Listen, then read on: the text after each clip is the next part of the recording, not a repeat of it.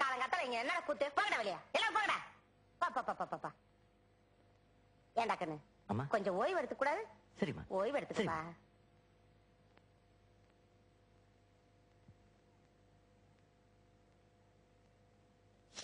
ஒரு பீடி கொடு.